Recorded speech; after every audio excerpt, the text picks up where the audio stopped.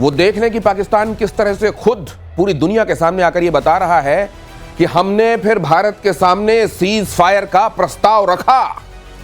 उन्हें जिन्हें कहीं ये शुभा था वो बहुत अच्छे से देख लें बिलावल क्या कह रहा है, और फिर भी अगर शक हो तो फिर डॉक्टर को जाकर दिखाएं। प्रतिशोध आज बहुत सारे महत्वपूर्ण एस्पेक्ट्स पर आपके साथ चर्चा करने वाला है। इस अहम खबर के साथ शुरुआत करते हुए मैं बुलाऊंगा यहां अपने मेहमान मेजर गौरव आर्य और एयर वाइस मार्शल पीके श्रीवास्तव को। सर आप लोग आए, तब तक मैं खबर दिखाता हूं। भारत से पिटे पाकिस्तान का बड़ा ऐलान, पाकिस्तान एयरफोर्स में शामिल करेगा चीन का J-35 जेट। 400 किलोमीटर तक मार करने वाली PL-17 मिसाइल से होगा लैस। 5वीं पीढ़ी का स्टेल्थ फाइटर J-35। इस बारे में कई बार यहां पर आपने सुना, हमारे एक्सपर्ट्स ये कहते हैं कि अगर वो ले भी ले, पहले तो वो किस तरीके का एक्सपोर्ट मटेरियल तो नहीं दे देगा। अभी चाइना ने कुछ दिनों पहले कहा कि अरे वो जो PL-15 मार गिराया गया भारत की तरफ से, वो तो हमारा एक्सपोर्ट मटेरियल था। क्या इसी तरह का एक्सपोर्ट मटेरियल देने वाला है वो चीन पाकिस्तान को? या फिर चलिए अगर ये फाइटर दे भी दिया तो वो मिसाइल जो उसमें लगेगी वो कौन सी होगी? ये मिसाइल जो इसमें लगने वाली है वो कारगर होगी कि नहीं? एयर मार्शल पीके श्रीवास्तव आपको बताएंगे। सर ये रोज सुर्खियां बन रही हैं इस तरह की, दुनिया सोच रहा है पाकिस्तान बड़ा मजबूत हुआ जा रहा है, भिखमंगा है, लेकिन देखो लड़ाई के सारे साजो सामान उसको मिल रहे हैं। क्या मिल रहा है? दिनेश, मुझे समझ में नहीं आ रहा है कि इतनी जो बातें हो रही है, इतनी बड़ी लिस्ट है, बकेट लिस्ट, पैसा किधर है? खैर छोड़िए, पैसा होगा, भीख वाला है पास शायद होगा पैसा, या मुफ्त मिल जाएगी, भीख मिल जाएगी। अब आपको बताते हैं ये जो इनको मिलेगा, PL-15 का हश्र आपने देख लिया, ये 17 है सर। ये तो उससे भी ऑन पेपर बहुत खतरनाक है ना? मैं तो हिल गया। ये देखिए ना, मैं नीचे इसकी खासियतें बता रहा हूँ J-35 की। खासियत बहुत है इसमें, खासियत बहुत है, दूरी बहुत है, स्पीड बहुत है। ये जो कहा गया है RCS, मतलब जो रडार में दिखता है वो बड़ा छोटा है। अब तो हिंदुस्तान दहल गया, हिंदुस्तान को तो दहला दिया। लेकिन आओ तो, जब पहले PL-15 से दहलाने की कोशिश की थी, और जो आपको शक है कि उसके आगे E लिखा होगा, export quality, E for expired और एक्सपायर्ड एंड एक्सपोर्ट बोथ, कुछ तो लिखा होगा, ये ध्यान दीजिएगा। और वही होने वाला है। लेकिन ऑन अ सीरियस नोट, अगर इसको PL-17 जैसा ये बता रहे हैं, हाइपरसोनिक है, इसकी रेंज 600 किलोमीटर तक है, मल्टी मोड गाइडेंस है, ECCM प्रूफ है। और एक और चीज है जो बहुत इंपॉर्टेंट है, इसके अंदर उन्होंने कहा है कि गैलियम नाइट्राइड है। मैं थोड़ा बता, क्या होता है सर गैलियम नाइट्राइड? ऐसा होता है जो आपका आइजा रेडार होता है, जो उसके ऊपर लगा रहता है, जिस जो आंख उसकी, जो उसकी आंख होती है फाइनल फेज में, वो जो है दो चीजों से बनती है। एक गैलियम आर्सेनाइड से बनती है, और एक बनती है गैलियम नाइट्राइड से। अच्छा। गैलियम आर्सेनाइड जो है वो ज्यादा पावरफुल नहीं हो पाता है। ओके। और गैलियम नाइट्राइड ज्यादा पावरफुल होता है क्योंकि उसकी थर्मल एबिलिटी बेटर होती तो है। ये समझ लीजिए कि वैसे खासियतें तो बहुत हैं गिनाने के लिए, इसमें ऐसा ऐसा है जो आपको, लेकिन नाम बड़े और दर्शन छोटे किसको कहते हैं? और चलिए नाम बड़े अगर बेच भी दिया तो ये पाकिस्तान उसका दर्शन ऐसा छोटा करके कराता है, लेकिन उसके बावजूद मैं कहूंगा चीन का जिगरा है, जोखिम ले रहा है। देखिए, मुझे लगता है कि इसमें बहुत ज्यादा एक भौकाल बनाने की कोशिश कर रहे हैं। ये दे देंगे, वो दे देंगे। ये कहाँ है J-35? पहले तो मैंने तो नहीं देखा, ऑनेस्टली स्पीकिंग। हाँ, J-20 इन्होंने डिप्लॉय करा है। वो ये पता लगाए कि चाइनीज जो PLA एयरफोर्स है, PLA एयरफोर्स में खुद कितने J-35 हैं, जो कि चाइना कह रहा है हम पाकिस्तान को दे देंगे। एक तो ये बात हम बिल्कुल क्लियर कर लें। दूसरी चीज मैं कहना चाहता हूं कि ये और कौन से देश को चाइना ने दिया है जो चाइना ऐसे बोल रहा है 5th जनरेशन। तीसरी बात मैं कहना चाहता हूं कि अभी भी अगर भारत को शत्रुबोध नहीं हुआ है तो बहुत बड़ी प्रॉब्लम हमारे लिए क्यों है। बात यह नहीं है कि J-35 का जैसा कोई प्लेटफॉर्म दे रहा है, that is not the point. The point is China Pakistan को क्यों दे रहा है, जबकि उसको पता है कि पाकिस्तान के पास पैसे नहीं है उसके ऊपर पेंट पुताई करने के पैसे नहीं है, लेकिन 5th जनरेशन फाइटर अरबों डॉलर का क्यों दे रहा है? क्योंकि चाइना यह चाहता है कि पाकिस्तान इसका इस्तेमाल भारत के खिलाफ। अगर ऐसी बात है तो हम लोग क्या कर सकते हैं? हमें देखिए, फ्रैंकली प्रतिशोध में हमें यह भी बात करनी चाहिए कि चाइना को नुकसान हो, यह हम कैसे करें। आज की तारीख में भी हमारे जितने भी ऑनलाइन प्लेटफॉर्म हैं, आज मैं एक अपील करना चाहता हूं, अगर आपकी अनुमति हो प्लीज। मेरी यह अपील है कि जितने भी ऑनलाइन प्लेटफॉर्म है, मैं किसी का नाम नहीं लूंगा यहां पे, उन सब में कोई भी प्रोडक्ट है उसमें कम से कम कंट्री ऑफ ओरिजिन का एक फ्लैग हो, उसमें नाम लिखा हो। नीचे जाके ढूंढना पड़ता है, तब जाके पता अच्छा जो हमने सामान खरीदा था वो चाइना का था। हमें पता भी बाद तो में नहीं पता चलता लगता लोगों है को। बिल्कुल सामने सही। चाइना का झंडा क्यों नहीं लगा देते। मैं नाम नहीं लूंगा, कोई भी फलाना जोन हो या फलाना कार्ट हो, जो भी हो, सब जो भी माल बेच रहे हो सबके आगे लिखो मेड इन चाइना या चाइनीज कंपनी। हमें पता तो लगे हम क्या कर रहे हैं। हम अपनी बर्बादी का पैसा चाइना को खुद दे रहे हैं कि तुम हमारा पैसा लो, उस पैसे से J-35 बनाओ और पाकिस्तान को दो कि यहां पे बेगुनाहों को मारे वो। कंट्री ऑफ ओरिजिन डिस्प्लेड होना चाहिए, फ्लैग उसका नीचे जाकर कहीं ढूंढने में किसी एस्ट्रिक के साथ नहीं पता चलना चाहिए कि कहां से बना है। जल्दी दिनेश, से एक बात मैं कहना चाहता हूं जो अब इनकी बात से याद आई मुझे, जो J-35 देने की बात कर रहे हैं, हाँ। किसी ने कभी जानने की कोशिश की है कि इसको उड़ाने का पर आवर कॉस्ट क्या है? ये मैं थोड़ा सा आपको आइडिया दे दूं।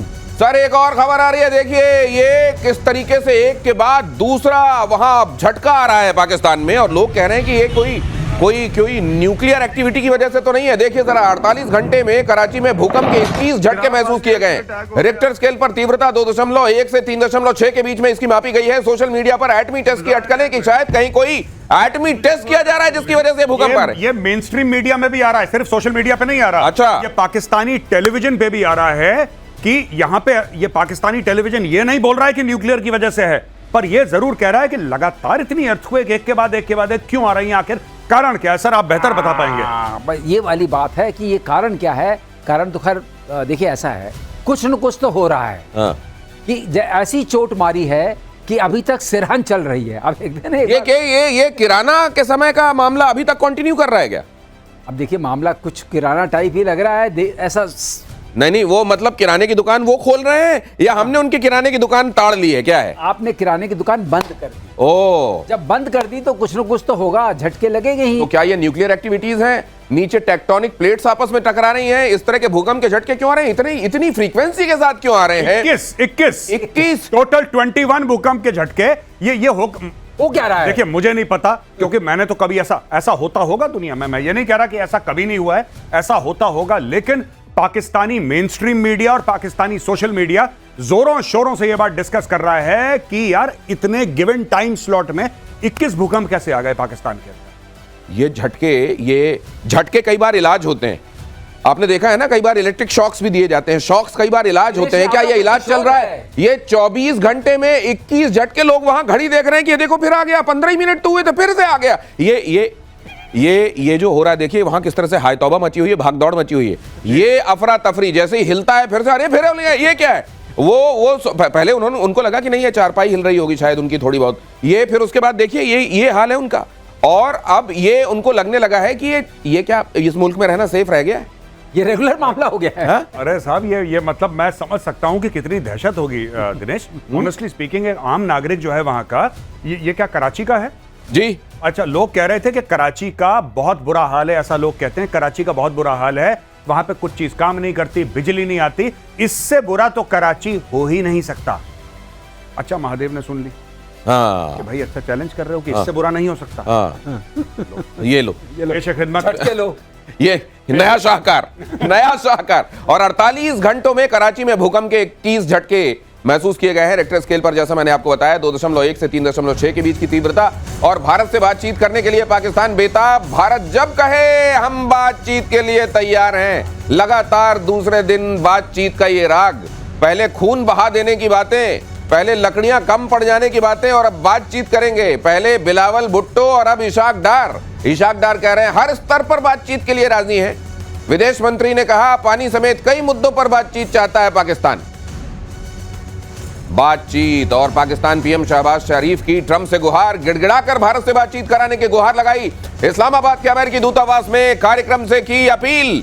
बातचीत। अब देखिए आप, अब इस बात सर, एक बात मैं बोलना चाहता हूं, मैं फिर से बात बोलना चाहता हूं सर, मेरे मन की एक बात है, बोल दूं कहिए ना प्लीज। ये जो जीत के आता है, जिसने भारत के 10 जहाज गिरा सकता था लेकिन सिर्फ 6 गिराए। हाँ, क्योंकि मातम हो जाता। हाँ, वरना मातम हो जाता भारत। हाँ। जिसने भारत को इतनी बड़ी शिकस्त फाश, जिसने ऐसा भारत को कर दिया कि पूरा भारत थर थर कांप। ये लोग बातचीत की बातें क्यों कर रहे हैं? ये तो बातचीत की बात वो करता है जो हार जाता है, कहता है कि मालिक बात करा दो किसी तरीके से, बात करा दो मालिक किसी तरीके से।